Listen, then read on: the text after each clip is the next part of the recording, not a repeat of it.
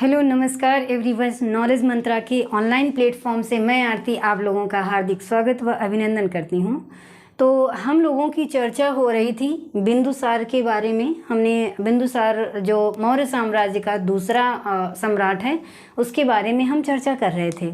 तो अभी हम जो है बिंदुसार के बारे में जो भी जाना, अब इसके बाद में हम बिंदुसार के वैदेशिक संबंध कैसे थे और कहाँ कहाँ से उसने अपने वैदेशिक संबंध स्थापित किए थे, इसके बारे में आज हम चर्चा करने वाले हैं आपके साथ। तो बिंदुसार के बारे में अगर हम बात करते हैं, आई होप आप पिछले वीडियो से आपको क्लियर हो गया होगा कि बिंदुसार के मुख्य नाम कौन कौन से थे। कई सारे नाम दिए गए थे, जैसे सिंहसेन है, जैन ग्रंथों में पाया गया है। बिंदुसार है, ये सांची के स्तंभ लेख में सांची अभिलेख में पाया गया है, और बहुत सारे नाम थे। ठीक है, और उसका बिंदुसार नाम क्यों पड़ा, इससे जुड़ी हुई स्टोरी भी हमने आपको बताया। अमित्र घात है, तो मतलब जो इस स्टोरी के माध्यम से आपने कई सारे नाम क्लियर कर लिए होंगे और अपने माइंड में सेट भी कर लिए होंगे। अब जो हम आगे आपके साथ चर्चा करने वाले हैं वो क्या है, बिंदुसार के कहाँ कहाँ से वैदेशिक संबंध स्थापित थे और थे तो कैसे थे। ठीक है, तो आइए हम चर्चा करते हैं। और चर्चा करने के पहले ये ज़रूर आपसे कहेंगे कि अगर आप पहली बार हमारी वीडियो को देख रहे हैं तो आप हमारे चैनल को सब्सक्राइब करें और ज़्यादा से ज़्यादा शेयर करें, और जो लोग सब्सक्राइब कर चुके हैं वो लोग शेयर करें। ठीक है, तो आइए चलते हैं हम अपने टॉपिक की ओर। तो बिंदुसार के अगर वैदेशिक संबंध की बात करते हैं तो एक विदेशी इतिहासकार हैं, कौन, स्ट्रैबो। इन्होंने उल्लेख क्या किया है, इन्होंने उल्लेख किया है कि ये जो है सीरिया के शासक एंटियोकस प्रथम ने, कौन, सीरिया के शासक एंटियोकस प्रथम ने बिंदुसार के दरबार में डाइमेकस को राजदूत के रूप में भेजा था। किसको, बिंदुसार के दरबार में डाइमेकस को राजदूत के रूप में भेजा था। जब मैं आपको चंद्रगुप्त मौर्य पढ़ा रही थी तो वहाँ भी एक सीरिया का शासक था, कौन था, एंटियोकस था। इसने भी राजदूत भेजा था। एंटियोकस ने चंद्रगुप्त मौर्य के दरबार में जो है राजदूत भेजा था। किसको भेजा था राजदूत के रूप में, वो था मेगस्थनीज। लेकिन अगर हम बात करते हैं कि बिंदुसार के समय में कौन सा सीरिया का शासक था, तो राजा बदल गया है। इस समय राजा कौन है, तो इस समय राजा है एंटियोकस प्रथम। और राजदूत कौन है, तो जिस राजदूत को भेज रहा है वो कौन है, डाइमेकस है। ठीक है, तो ये डाइमेकस किसके दरबार में आया है, बिंदुसार के दरबार में आया है राजदूत के रूप में। क्लियर हुआ। इसके बाद में एक और विदेशी इतिहासकार है, वो कौन है, एथीनियस है। कौन है, एथीनियस। एथीनियस क्या वर्णन करता है, ये कहता है कि बिंदुसार ने एंटियोकस प्रथम से पत्र के माध्यम से 3 वस्तुओं की मांग किया था। ये कौन वर्णन करता है, एक एथीनियस विदेशी इतिहासकार है, और ये वर्णन करता है कि बिंदुसार ने इसी एंटियोकस प्रथम से 3 चीज़ों की मांग की थी। तो वो 3 चीज़ें कौन कौन सी थी, एक थी सूखी अंजीर, और दूसरी थी मदिरा, और तीसरी कौन थी, दार्शनिक थी। ठीक है, कौन था, पहला था सूखी अंजीर, दूसरा था मीठी मदिरा, और तीसरा था दार्शनिक। इन 3 वस्तुओं की मांग किया था किसने, बिंदुसार ने। तो जो एंटियोकस प्रथम था, तो इसने जो है प्रथम जो पहली 2 वस्तुएं हैं इनको तो भेजने के लिए एक्सेप्ट कर लिया। कौन सी, सूखी अंजीर और मीठी मदिरा। इसको एक्सेप्ट कर लिया कि बिंदुसार की तरफ से कि ठीक है, हम आपको, आपने 3 वस्तुओं की मांग की है तो हम 2 वस्तुएं आपके दरबार में भेज रहे हैं, एक मीठी अंजीर और एक सूखी अंजीर और दूसरी मीठी मदिरा। लेकिन जो दार्शनिक है, तो दार्शनिक को देने से इसने मना कर दिया। क्यों मना कर दिया, इसने इसके जवाब में भेजा, मना कर दिया कि हमारे यहाँ दार्शनिक जो है वो बेचे नहीं जाते हैं। क्या बताया कि हमारे यहाँ दार्शनिक जो है वो बेचे नहीं जाते हैं, इसलिए हम जो है दार्शनिक को आपके यहाँ नहीं भेज सकते हैं। तो इस तरह से जो है 2 वस्तुओं को एक्सेप्ट किया एंटियोकस प्रथम ने बिंदुसार को भेजने के लिए, सूखी अंजीर और दूसरी क्या, मीठी मदिरा। ये सूखी अंजीर पहले भी बहुत महंगी वस्तु थी और आज भी बहुत महंगी वस्तु है। ठीक है, तो इस तरह से क्या हुआ कि एथेनियस ने ये वर्णन किया है, क्या वर्णन किया है कि बिंदुसार ने एंटियोकस प्रथम से 3 चीज़ों की मांग किया था, जिसको 2 वस्तुओं को तो भेजा था, लेकिन दार्शनिक को एंटियोकस प्रथम ने यह कहते हुए डिनाई कर दिया, ये कहते हुए इनकार कर दिया कि हमारे यहाँ दार्शनिक नहीं भेजे जाते हैं। क्लियर हो गया। अब इसके बाद में बात आती है, तीसरे हैं इतिहासकार प्लिनी। इन्होंने क्या वर्णन किया है, इनके बारे में भी हम जानते हैं। इन्होंने वर्णन किया है कि मिस्र का शासक टॉलमी फिलाडेल्फस द्वितीय, क्या है, मिस्र का शासक टॉलमी फिलाडेल्फस द्वितीय डायोनिसियस को बिंदुसार के दरबार में भेजा था। देखिए, ये मिस्र का शासक है, जो टॉलमी फिलाडेल्फस द्वितीय है, ये कहाँ का शासक है, तो ये मिस्र का शासक है। किंतु अगर एंटियोकस की बात करते हैं तो ये कहाँ का शासक है, ये सीरिया का शासक है। ये आपको क्लियर कट रखना, ये एग्जाम के पॉइंट ऑफ व्यू से वेरी इंपॉर्टेंट है और इसमें आपको बहुत ज़्यादा फोकस करने की ज़रूरत है, क्योंकि जो स्टूडेंट है वो यहाँ पर बहुत कंफ्यूज हो जाता है कि कौन सा जो राजदूत था किसके दरबार में आया और कहाँ से आया। अगर आप जब तक इस वीडियो को 2 से 3 बार नहीं देख लेते हैं तब तक आपको क्लियर नहीं होगा। जब आप 2-3 बार इस चीज़ को पढ़ेंगे और बार बार रिवाइज करेंगे तब आपको ये क्लियर हो पाएगा कि एंटियोकस ने राजदूत के रूप में किसको भेजा, टॉलमी फिलाडेल्फस ने किसको भेजा और कहाँ के शासक थे। इस तरह से ये जो कन्फ्यूज़न वाली सिचुएशंस है वो तभी क्लियर होगी जब आप इस वीडियोस को 2 से 3 बार देखेंगे। ठीक है, तो इस तरह से प्लिनी क्या वर्णन करता है कि मिस्र का शासक टॉलमी फिलाडेल्फस द्वितीय था, जिसने कि डायोनिसियस को, किसको, डायोनिसियस को बिंदुसार के दरबार में भेजा था। ठीक है, एक नोट पॉइंट आप जरूर कर लीजिए, एक पॉइंट लिख लीजिए नोटिंग पॉइंट में। तो इसमें नोट में लिखिए कि मौर्य साम्राज्य के 3 शासक हुए हैं और तीनों शासक के समय राजदूत आए हैं। तो अगर चंद्रगुप्त मौर्य की बात करते हैं तो इसमें आपको याद हो गया होगा, आई होप, कि चंद्रगुप्त मौर्य के समय जो सीरिया के शासक सेल्यूकस ने जो राजदूत भेजा था वो कौन सा था, मेगास्थनीस था। वहीं पर बिंदुसार के दरबार में, तो बिंदुसार के दरबार में जो है डाइमेकस, ये भी जो डाइमेकस था ये भी सीरिया से ही था। ये सीरिया के शासक एंटियोकस प्रथम ने इसके रूप में भेजा है। किंतु अगर डायोनिसियस की बात आती है, ठीक है, कौन, अगर डायोनिसियस की बात आती है तो डायोनिसियस कहाँ से आया है, तो डायोनिसियस जो है बिंदुसार और अशोक दोनों के दरबार में आया है। ठीक है, अब दोनों के दरबार में कैसे आया है, दोनों के दरबार में इस तरह से आया है कि पहली चीज तो डायोनिसियस कहाँ से आया था, तो ये मिस्र से आया था। मिस्र का शासक कौन था, टॉलमी फिलाडेल्फस द्वितीय था, जो कि डायोनिसियस को किसके दरबार में, बिंदुसार के दरबार में जो है भेजा था। अब इसके बाद में कभी कभी होता क्या है, क्वेश्चन पूछ लेगा कि डायोनिसियस किसके दरबार में आया था। आपके समक्ष बिंदुसार भी दे देगा ऑप्शन में और अशोक भी दे देगा, चंद्रगुप्त मौर्य भी दे देगा। तो अगर बिंदुसार है तो आपको बिंदुसार को ही चूज करना है।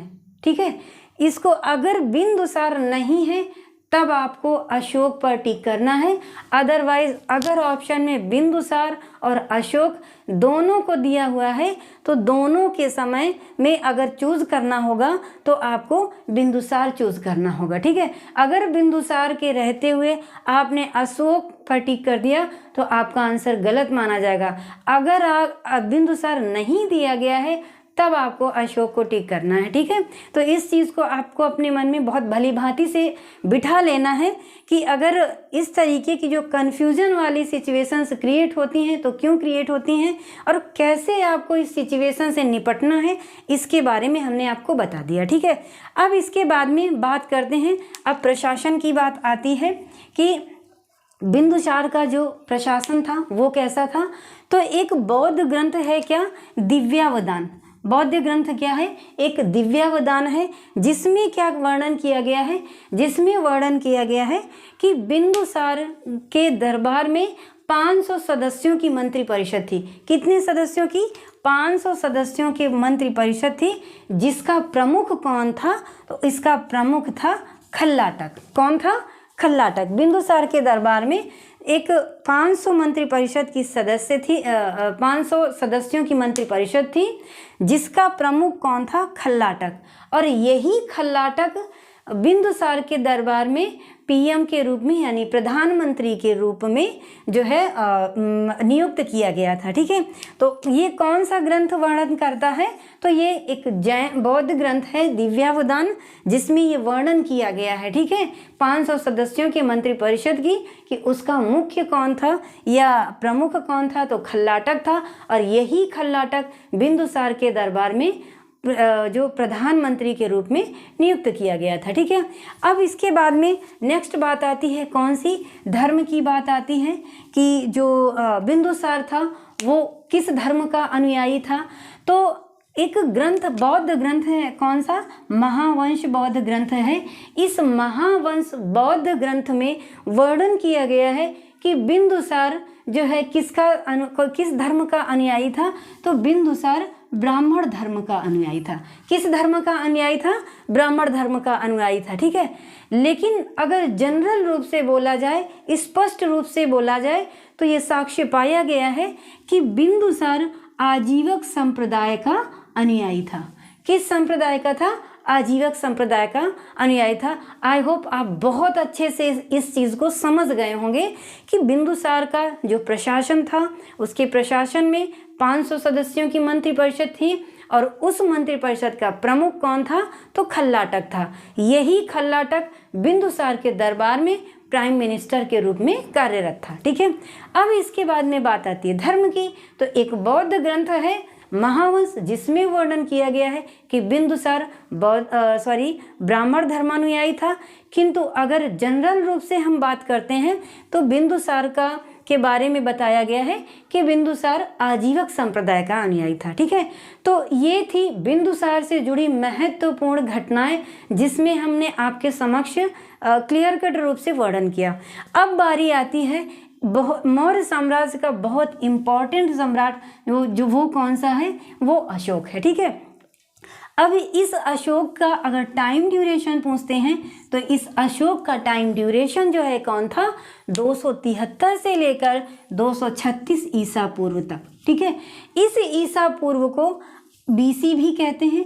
बीसी का फुल फॉर्म होता है बिफोर क्राइस्ट। ठीक है, आई होप आप लोग समझते होंगे कि बीसी और एडी में डिफरेंस क्या है। ठीक है, तो बीसी और एडी में मतलब एक सेंटर पॉइंट बना लिया है कि जो बीसी है वो घटते हुए क्रम में लिखते हैं और जो ईसा पूर्व है वो बढ़ते हुए क्रम में लिखते हैं। तो इस तरह से जो ईसा मसीह के जन्म के पूर्व की कहानी है उनको हम बीसी बोलते हैं या ईसा पूर्व बोलते हैं, और ईसा मसीह के जन्म के बाद की जो कहानी है उसको हम क्या बोलते हैं? ईसवी बोलते हैं। ठीक है, अब इसके बाद में बात करते हैं कि अशोक गद्दी पर कब बैठा और राज्याभिषेक कब हुआ।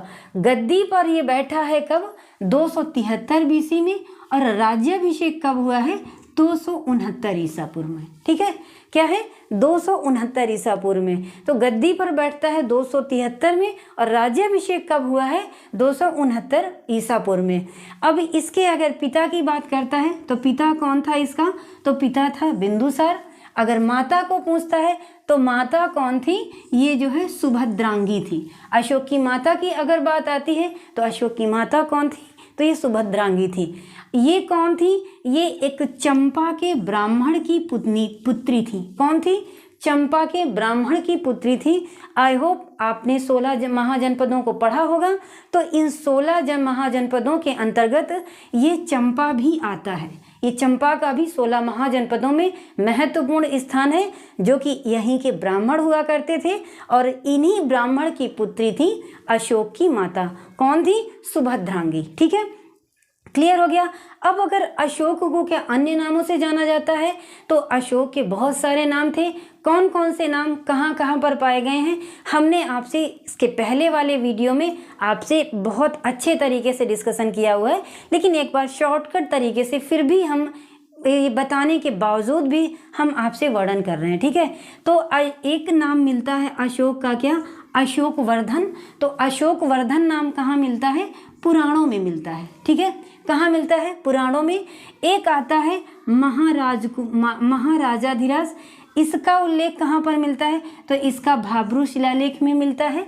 इसके बाद में एक आता है महाराजकुमार, महाराजकुमार का उल्लेख जो अशोक का नाम है ये कहाँ पर मिलता है, तो ये पनगुडरिया अभिलेख में मिलता है। कहाँ पर, पनगुडरिया अभिलेख में। तीसरा नाम क्या है, अशोक। अशोक का नाम अशोक कहाँ मिलता है, तो मैंने बताया है आपको कि मास्की, गुर्जरा, उडेगोलन और नेटुर, ये 3 अभिलेख हैं जहाँ पर अशोक का नाम अशोक मिला है। इसके बाद में आता है बुद्ध शाक्य। तो बुद्ध शाक्य नाम का उल्लेख कहाँ पर किया गया है, तो ये मास्की में किया गया है, ठीक है। अब इसके बाद में आता है प्रियदर्शी। अशोक का एक नाम और मिलता है प्रियदर्शी। तो इस प्रियदर्शी का नाम का उल्लेख कहाँ पर किया गया है, तो अशोक के भाब्रू लघु शिलालेख में मिलता है, जो कि राजस्थान के जयपुर में बीजक पहाड़ी से प्राप्त हुआ है। क्लियर हुआ। अब जो आखिरी नाम है देवनाम प्रिय, तो ये देवनाम प्रिय का उल्लेख कहाँ पर मिलता है, तो एक रुम्मिनदेई अभिलेख है और दूसरा है निगलीवा, ठीक है। तो इसके बारे में भी देवानाम प्रिय अगर नाम मिलता है तो रुम्मिनदेई अभिलेख में और निगलीवा अभिलेख में। रुम्मिनदेई अभिलेख और निगलीवा अभिलेख के बारे में हमने पिछले वीडियो में बहुत अच्छे से एक्सप्लेन किया हुआ है, उसको जाकर के आप पीछे वाला वीडियो देख लीजिए, सारी चीज़ें आपसे क्लियर हो जाएंगी।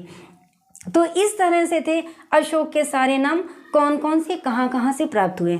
अब अशोक की पत्नी थी, कौन कौन सी पत्नी थी, पहली पत्नी थी महादेवी, ठीक है। अशोक की पहली पत्नी कौन सी थी, महादेवी। और दूसरी पत्नी कौन सी थी, कारुवाकी। कारुवाकी ये अशोक का एक पुत्र था तीवर, इनकी माँ थी। और ये कारुवाकी ही एकमात्र ऐसी पत्नी है जिनका नाम अभिलेखों में उल्लिखित किया गया है। किसका नाम, कारुवाकी इनकी एकमात्र पत्नी है जिनका नाम अभिलेखों में उल्लिखित किया गया है। और क्या है, और ये किस अभिलेख में मिलता है इस कारुवाकी इनकी पत्नी का नाम, तो कौशाम्बी का जो स्तंभ लेख है इसमें जो है कारुवाकी का उल्लेख किया गया है। और इनका नाम कौशाम्बी के अभिलेख में उल्लेख होने की वजह से इस अभिलेख को किस नाम से जानते हैं, तो रानी के स्तंभ लेख के नाम से जानते हैं, ठीक है। तो रानी का स्तंभ लेख अगर पूछता है तो कौन सा है, कौशाम्बी स्तंभ लेख है। और यहीं पर रानी कारुवाकी द्वारा दान देने का भी इसी स्तंभ लेख में वर्णन किया गया है, ठीक है। तो ये था आज का हमारा जो कंप्लीट टॉपिक था अशोक से संबंधित। आज हमने अशोक के संबंध में कुछ बातें कंप्लीट की। आज के लिए इतना ही, और नेक्स्ट डे हम नए वीडियो के साथ मिलेंगे। लेकिन चलने के पहले ये आपसे ज़रूर बोलेंगे कि आप हमारे चैनल को लाइक करें, शेयर करें और ज़्यादा से ज़्यादा शेयर करें और सब्सक्राइब करें, ठीक है। और जो चीज़ अच्छी लग रही है आप कमेंट्स बॉक्स में कमेंट्स कर सकते हैं, या कोई भी डाउट है तो आप कमेंट बॉक्स में कमेंट्स के द्वारा आप कोई भी अपना डाउट क्लियर कर सकते हैं, ठीक है। तो आज के लिए इतना ही, मिलते हैं नेक्स्ट वीडियो के साथ, तब तक के लिए नमस्कार।